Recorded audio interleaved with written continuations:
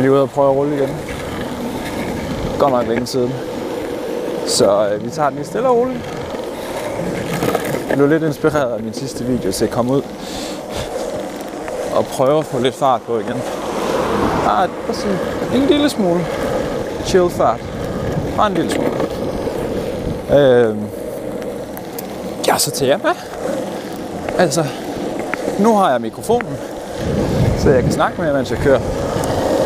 Så jeg kan få noget feedback også. Normalt så plejer der ikke at være voice-over på longboard. Men jeg har et lille spot her. En lille cykelsti, der, som hvor jeg kan køre herhen ved Hjallese Kirke. Her kan jeg køre uden de store problemer. Hopper lige op her. Ups.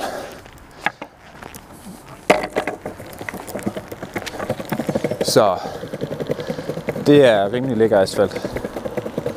Meget ny asfalt, som jeg husker det sidste år i hvert fald. At den er meget glat. Og der er også en bakke til.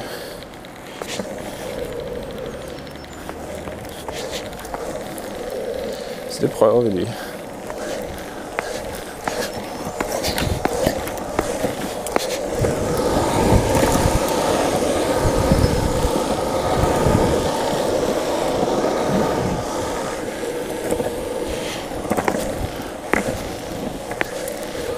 Godt mærke, at jeg ikke har brugt de her muskler ret meget. Og mine lægmuskler er allerede ved at syre til. Jeg har som sagt ikke rigtig stået det sidste år. Så det er lidt interessant.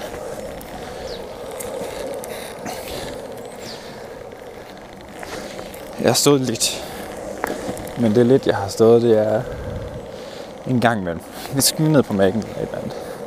Det skulle ikke så langt, så man skulle lige have en lille tur på bordet i stedet for at gå for at spare tid.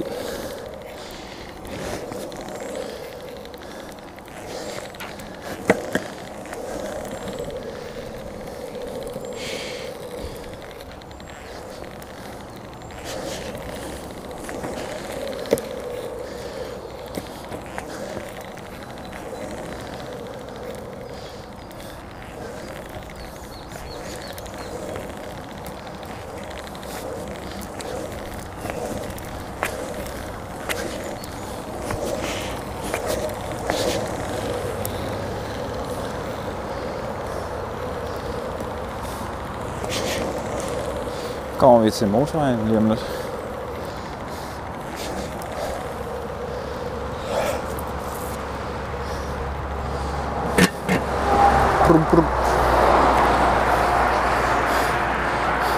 Så der har vi motorvejen. Så ved folk siger, hvor vi er.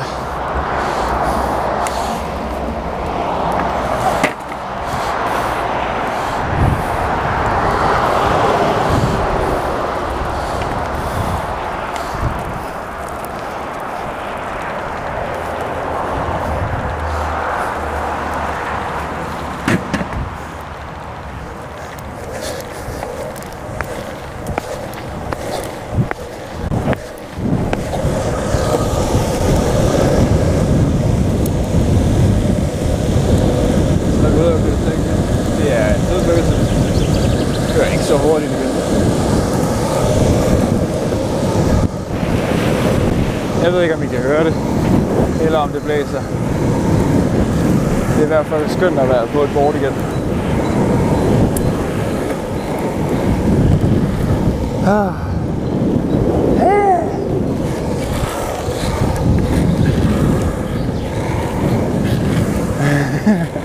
Og jeg laver de dummeste ansigter, når jeg kører.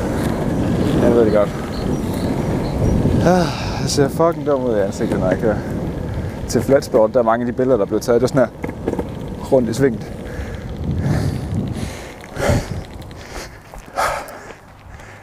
Det kunne være sjovt. Det prøver vi igen.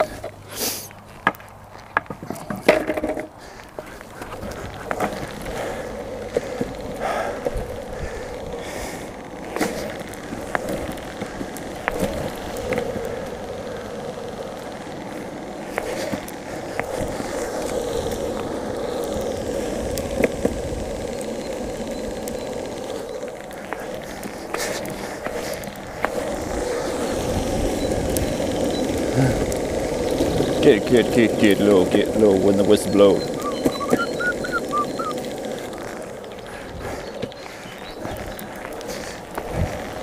Det er jo det sjove ved det her setup. Det er, at jeg ville kunne sætte den på.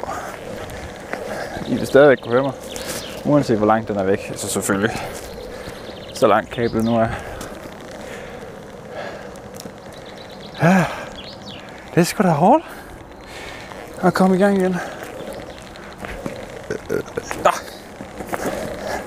Ja.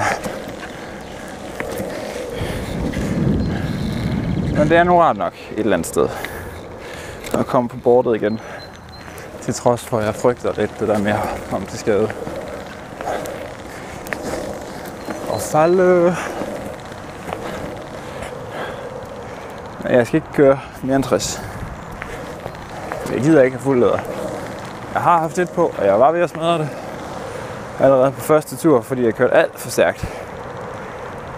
Nej.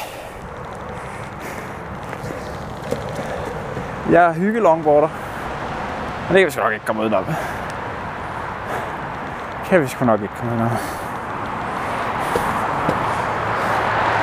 And we're back. Kæft, det er godt, man ikke bor her. Det larmer helt sindssygt. Altså for mig, der skal jeg næsten råbe, for at I kan høre mig. Føler jeg. Fordi det larmer så meget ned for den motorvej. Men altså, det er det gode ved den her mikrofon. Hov, kan du komme her? Det er det gode ved den her mikrofon. Det er, at forhåbentlig, så skulle den gerne kun lige tage det, der er inden for den. For få meter. Meget tydeligt, og lidt sværere, lidt længere væk. Og det, der så kører ned på motorvejen, det skulle gerne være helt væk. Så, nu må vi se.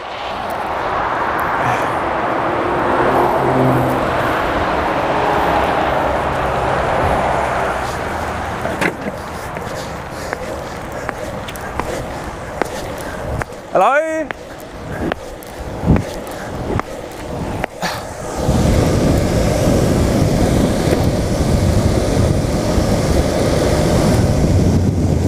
Det var en, jeg kendte. Og vi kom der. Jeg vil lige så godt lige lave lidt sjov. En lille smule sjov.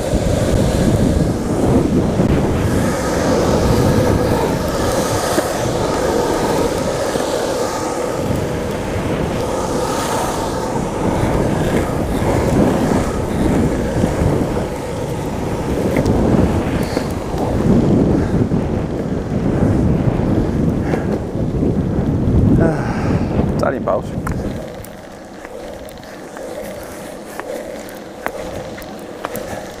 Kender jeg godt det der med, altså så går man derhjemme, er lidt alene den dag, så trænger man til nogen at snakke med. Man tager sit kamera, ruller ud og vil filme. For at filme, kører og skikker, så møder vi lige man kender, og så snakker, og det er pissehyggeligt. Pisse sjovt, pissehyggeligt. Og så når man så er færdig med at snakke, så vil man gerne til at optage videre. Så er det ligesom om, man er lidt tom for ord. For nu har man snakket alle de ord, man egentlig havde brug for at komme ud med. Så nu snakker man egentlig bare for at snakke. Så jeg tror, det vi gør nu, igen, motorvej. Så det vi gør nu, det er, jeg holder kæft, jeg ruller, så sætter vi noget musik på. Jeg glemte, hvor dårlig den her asfalt den er. Og så, så tager den derfra. Musik på.